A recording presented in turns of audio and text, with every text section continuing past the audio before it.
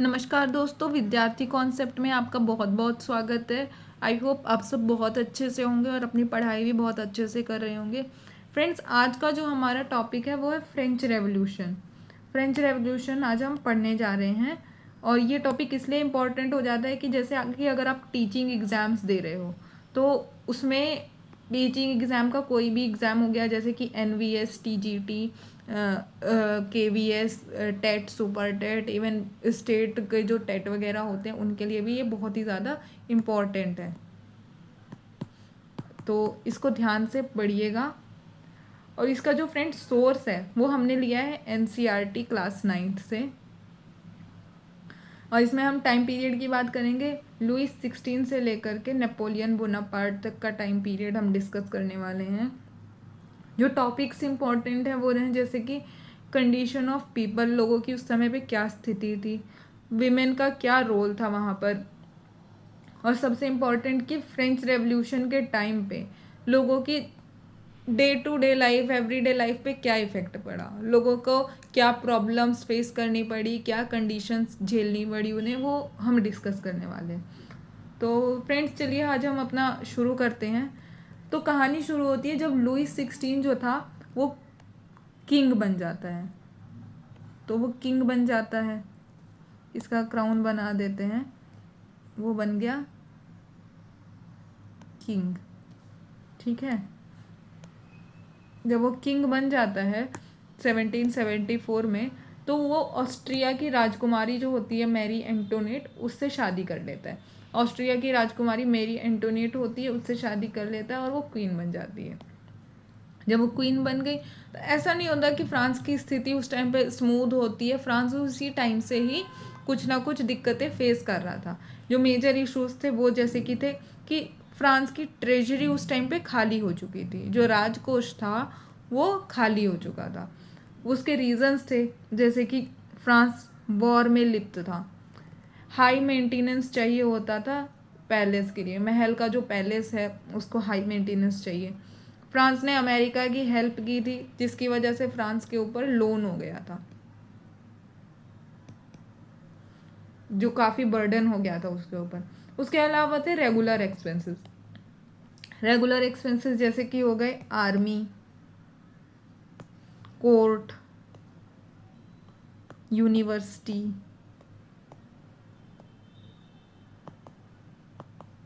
इन सब के regular expenses को उस टाइम पर फ्रांस नहीं मीट कर पा रहा था क्योंकि राजकोष खाली हो चुका था।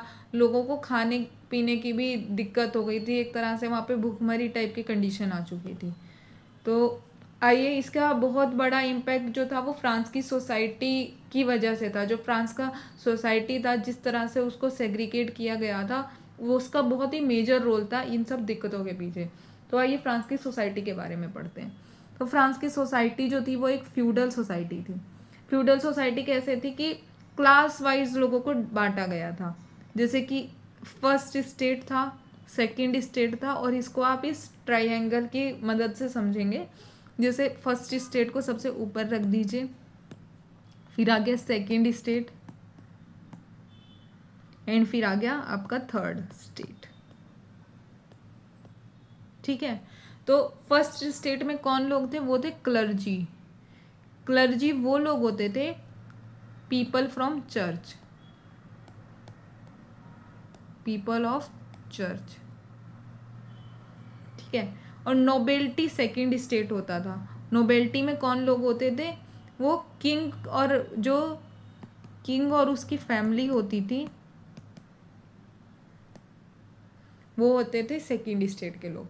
और थर्ड स्टेट जो थी वो सबसे ज़्यादा इम्पोर्टेंट थी क्योंकि यही जो थी प्रॉब्लम्स फेस कर रही थी। ये 90% पॉपुलेशन को कवर करती थी फ्रांस के, और इसमें बिलोंग करते थे big businessman, merchants, court officials, lawyers. उसके अलावा peasants, artisans, small peasants, landless labour and servants, ये सब जो थे वो थे थर्ड स्टेट के लोग। तो ये 90% पॉपुलेशन थी दोस्तों। और जो मेजर इशू था ना कि जो टैक्स पे करता था ना वो थर्ड स्टेट ही पे करता था, थर्ड स्टेट ही टैक्स पे करता था। फर्स्ट और सेकंड स्टेट सारे प्रिविलेजेस इंजॉय करते थे और थर्ड स्टेट के ऊपर था टैक्सेस का बर्डन। तो टैक्सेस किस प्रकार के होते थे? टैक्सेस होते थे दोस्तों मेजरली टू प्रकार के। तो दो प्रकार के टैक्सेस कौन कौन से थे? एक था टिथ और एक था तेल। टिथ होता था 1/10 of the total produce given to church. ये याद रखना है कि टिथ जो था वो 1/10वां भाग था, मतलब 10वां भाग था टोटल प्रोड्यूस का, वो जो है दिया जाता था चर्च को। और जो टेल था वो एक प्रकार का डायरेक्ट टैक्स था। तो डायरेक्ट टैक्स मतलब कि जो शासक को दिया जाता है। शासक कौन हो गया? किंग। किंग मतलब लुइस 16, उसको दिया जा रहा है टैक्स। और यहाँ पे चर्च को दिया जा रहा है, मतलब फर्स्ट और सेकंड क्लास जो है वो प्रिविलेजेस इंजॉय कर रहे हैं। फर्स्ट और सेकंड स्टेट जो है वो प्रिविलेजेस इंजॉय कर रहे हैं। किसके द्वारा दिया जा रहा है ये टैक्स? ये टैक्स दिया जा रहा है थर्ड स्टेट के द्वारा। ठीक है, थर्ड स्टेट जो है उसके ऊपर सारा बर्डन पड़ रहा है, वो टैक्सेस पे कर रहा है और ये लोग इंजॉय कर रहे हैं। बेसिकली ये सिचुएशन थी। अब जब ये सिचुएशन इतनी ख़राब हो चुकी थी कि लोगों के बीच में सबसिस्टेंस क्राइसिस आ गए थे। सबसिस्टेंस क्राइसिस क्या होते हैं दोस्तों, वो यहाँ से समझ लीजिए। उसकी मेजर कुछ सिचुएशंस होती हैं, जैसे कि इंक्रीज इन पॉपुलेशन, सेकंड हो गया increase in unemployment,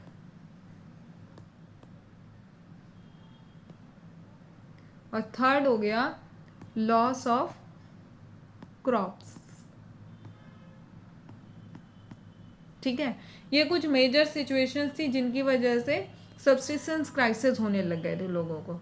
but still जो है फर्स्ट और सेकंड क्लास को कोई फर्क नहीं पड़ रहा था, वो तो इंजॉय कर रहे हैं अपने प्रिविलेजेस। बट इन्हीं सब सिचुएशन पे यहाँ पे एक मिडिल क्लास इमर्ज होके आती है। मिडिल क्लास यहाँ पर इमर्ज होके आती है with in the third state. तो तीसरा स्टेट जो होता है उसी में से एक मिडिल क्लास निकल के आती है, जो कि थोड़ा नॉलेजेबल थी क्योंकि वो एजुकेटेड थी, प्लस उनको मनी था उनके पास थोड़ा, और प्लस उनके पास थोड़ी अवेयरनेस थी।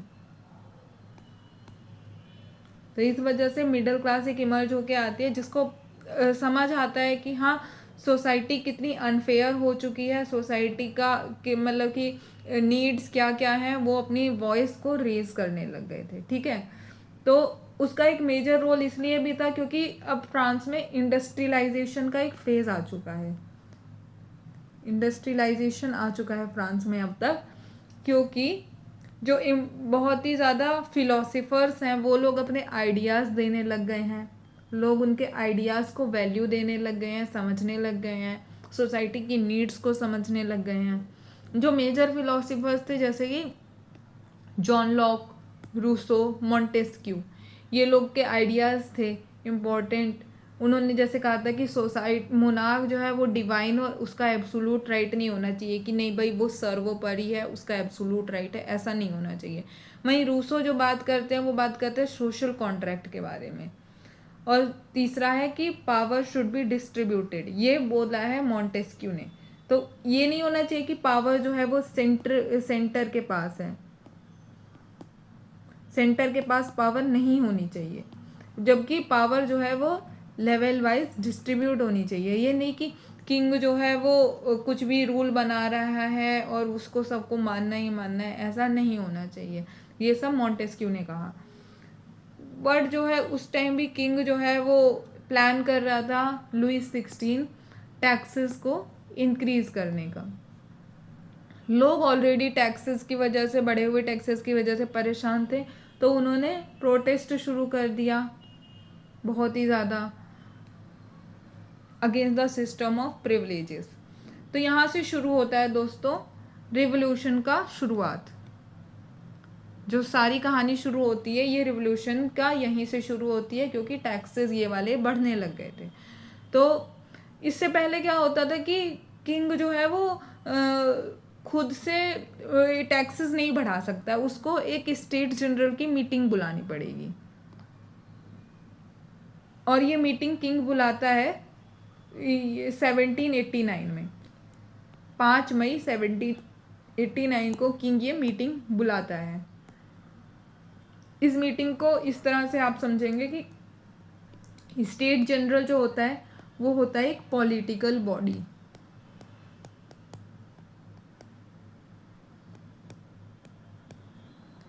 जिसमें सारे स्टेट्स के रिप्रेजेंटेटिव्स होते हैं।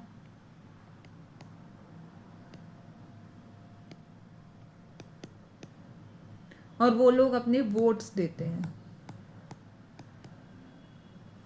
ठीक है, तो ये इसमें तीनों स्टेट के लोग आते हैं वोटिंग के लिए। और कितने कितने संख्या में आते हैं?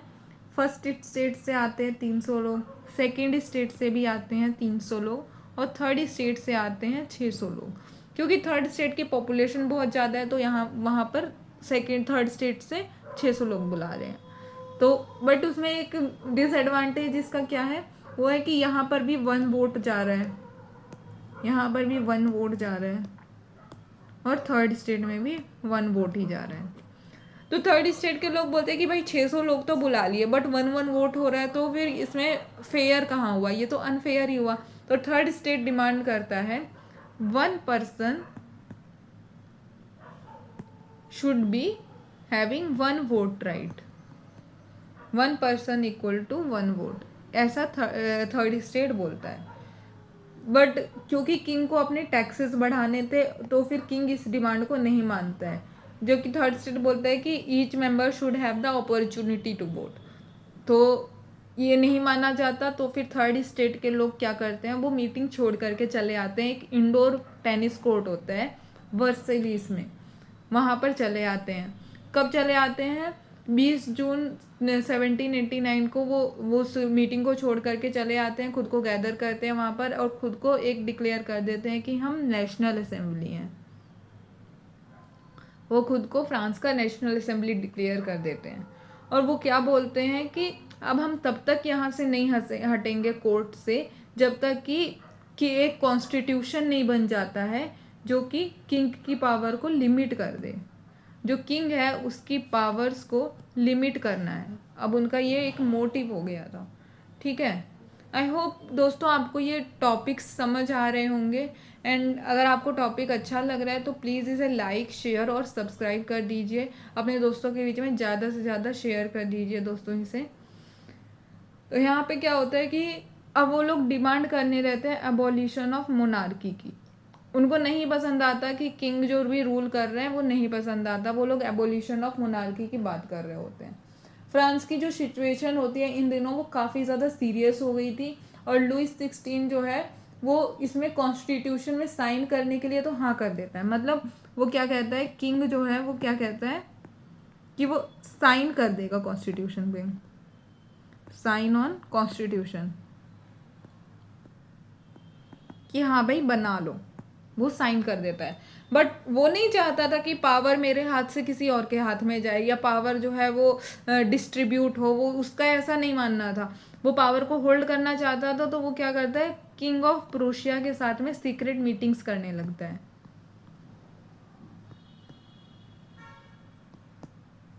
सीक्रेट मीटिंग करता है, बट इससे पहले कि वो प्रूशिया और ऑस्ट्रिया के साथ में मिल करके वॉर करता लोगों के साथ में, लोग जो है नेशनल मतलब कि लोग जो है उसके पहले ही कदम उठा लेते हैं।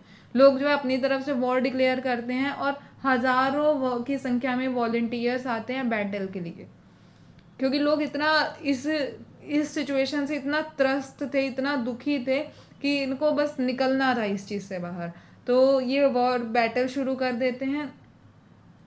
बट क्या होता है कि इसमें अभी भी सोसाइटी में इक्वालिटी नहीं थी, बट हाँ एक शुरुआत हो चुकी थी।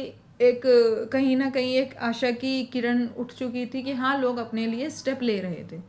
ठीक है, तो इसमें क्या होता है, इसका एक मेजर स्टेप होता है कि बहुत सारे क्लब्स बनते हैं सोसाइटी में। जो फ्रांस की सोसाइटी होती है वहाँ पर बहुत सारे क्लब्स बनने लगते हैं। उसमें सबसे इम्पॉर्टेंट एक क्लब होता है, वो होता है जैकोबियन क्लब। ये जो जैकोबियन क्लब होता है इसका लीडर होता है मैक्समिलियन रॉबस्फेयर। ठीक है, इसका एक अलग से टॉपिक है जो कि आगे के हम टॉपिक्स में डिस्कस करेंगे। इसका एक अलग से एक पूरा अलग से है रेन ऑफ टेरर करके। तो जो जैकोबियन क्लब होता है उसमें कैसे लोग होते हैं, उसमें लो क्लास के लोग होते हैं, जैसे कि शू मेकर्स हो गए, आर्टिजन्स हो गए, डेली वेज वर्कर्स हो गए, लो क्लास के बेसिकली लोग होते हैं। और इनके जो ड्रेस होती है ये खुद को अलग दिखाते हैं कि हाँ हम जैकोबियन क्लब के मेंबर्स हैं। जैसे कि इनका हो गया रेड हैट, और सेकेंडली इनका हो गया ये लॉन्ग ट्राउजर्स। ये इस तरह से अपना पहनावा रखते थे कि हाँ हम अलग दिखे, हम जैकोबियन क्लब के मेंबर्स हैं, हम इसको सपोर्ट करते हैं। तो जैकोबियन क्लब के लोगों ने क्या किया कि वो फ्रस्ट्रेट हो चुके थे टैक्सेस से, बढ़ते हुए टैक्सेस से, फूड प्राइसेस से, इन सब से ये परेशान हो चुके थे। तो इन्होंने क्या किया कि अगस्त 10, 1792 को अटैक कर दिया पैलेस ऑफ ट्यूलरीज पे। पैलेस ऑफ ट्यूलरीज पे अटैक कर दिया जाता है और वहाँ के गार्ड्स को मार दिया जाता है। वहाँ के जो गार्ड्स होते हैं उनको मार दिया जाता है। लुइस 16 को और क्वीन को प्रिजन में डाल दिया जाता है। अब जब लुइस 16 और क्वीन प्रिजन में चले गए तो वहाँ पर पावर किसी के पास है नहीं। अब वहाँ पे जो नेशनल असेंबली है वो इलेक्शंस कराती है, और इलेक्शंस कैसे होते हैं कि जो 21 साल से ऊपर के लोग होंगे उनको वोटिंग राइट दे दिया जाता है। वोटिंग राइट मिलता है, वहाँ पे इलेक्शंस होते हैं और न्यू इलेक्टेड असेंबली वहाँ पे बनती है जिसको कि कहा जाता है कॉन्वेंशन। आपसे पूछा जाएगा कि कॉन्वेंशन क्या था। वो कोई क्लब था, इलेक्टेड असेंबली थी, गवर्नमेंट थी, क्या था? तो आपको बताना है कि वो एक इलेक्टेड असेंबली थी। तो वहाँ पे कॉन्वेंशन के नाम से एक नई इलेक्टेड असेंबली बनती है, वोट होते हैं। और इस बीच में क्या होता है कि 21 सितंबर 1792 को, जैसे कि आपने देखा होगा, अगस्त में इन्होंने हमला किया पैलेस ऑफ ट्यूलरीज पे, अगस्त में हमला किया है। और सितंबर में 21 सितंबर को फ्रांस को रिपब्लिक डिक्लेयर कर दिया जाता है कि फ्रांस अब राजतंत्र नहीं है, फ्रांस अब है रिपब्लिक कंट्री। और उसी समय में क्या होता है, अगले ही साल जनवरी 1793 में लुइस 16 को ग्लूटन से मार दिया जाता है, और कुछ ही दिनों के बाद रानी को भी एग्जीक्यूट कर दिया जाता है पब्लिकली। तो यहाँ पर किंग और क्वीन का पार्ट खत्म हो गया है, लुइस 16 मर चुका है, इलेक्शंस हो चुके हैं। बट यहाँ पर अभी ये टॉपिक ख़त्म नहीं हुआ दोस्तों। यहाँ से अभी समझ लीजिए कि एक होता है ना कि एक बुराई गई बट एक बुराई वापस से है। अभी क्या होता है कि रेन ऑफ टेरर शुरू हो जाता है। जब रेन ऑफ टेरर शुरू होता है वो कैसे होता है कि इलेक्शंस के बाद जो है लोग अपना रिप्रेजेंटेटिव चुन लेते हैं मैक्सिमिलियन रॉबस्फेयर को। मैक्सिमिलियन रॉबस्फेयर जो होता है, ये इंसान, ये बनता है वहाँ का नया क्या कह सकते हैं, नई गवर्नमेंट जो वहाँ की है वो मैक्सिमिलियन रॉबस्फेयर चला रहा होता है। तो मैक्सिमिलियन रॉबस्फेयर एक डिक्टेटर की तरह रूल करता है उसके। और ये जो होता है पूरा टाइम पीरियड, ये रेन ऑफ टेरर कहलाता है दोस्तों। इसे हम सेकंड पार्ट में डिस्कस करेंगे। पार्ट 2 आपके लिए कल लाया जाएगा, reign of terror. Reign of terror to Napoleon तक का टॉपिक आपका ये कल ख़त्म हो जाएगा, और इसके बाद हम MCQs कंटिन्यू करेंगे। तो दोस्तों आई होप आपको यहाँ तक अच्छे से समझ आया होगा, आपने अच्छे से इसे पढ़ा होगा, नोट्स बनाए होंगे। प्लीज़ इस चैनल को लाइक करिएगा, शेयर करिएगा, सब्सक्राइब करिएगा अपने दोस्तों के बीच में। Thanks for watching this video and thanks for supporting. Thank you, bye bye.